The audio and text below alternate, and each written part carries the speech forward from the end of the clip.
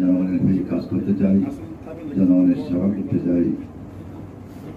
10 বছর চট্টগ্রাম সেবা করার সুযোগ পেয়েছিলাম। চেষ্টা করেছি চট্টগ্রামবাসীকে নতুন চট্টগ্রাম উপহার দেওয়ার জন্য।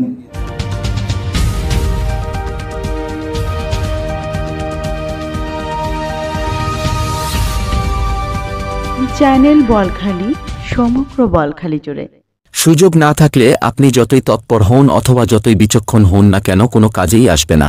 তাই প্রধানমন্ত্রী যে সুযোগ দিয়েছে তা দিয়ে মাস্টার প্ল্যানে চট্টগ্রাম 8 আসনকে সাজাতে চাই বললেন চট্টগ্রাম 8 আসনের স্বতন্ত্র সংসদ সদস্য পদপ্রার্থী আব্দুল সালাম। এমন জিনিস যে if you don't have any opportunity you can do anything.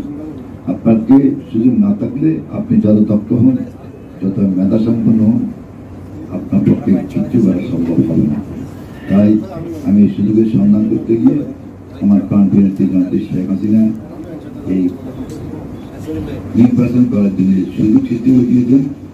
সেই সুযোগে কাজে লাগাচ্ছি। আমি মাস্টার প্ল্যানে আলোকে চট্টগ্রামকে সাজিয়েছিলাম।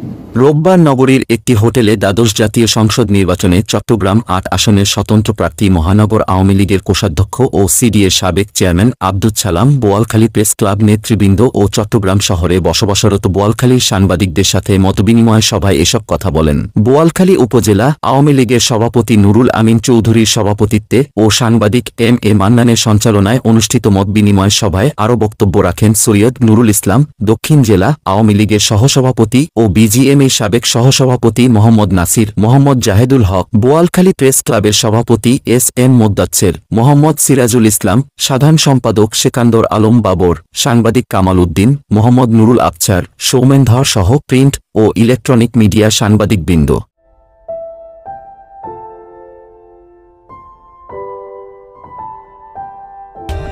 For more updates, subscribe to our channel, click the show links and enjoy watching the videos.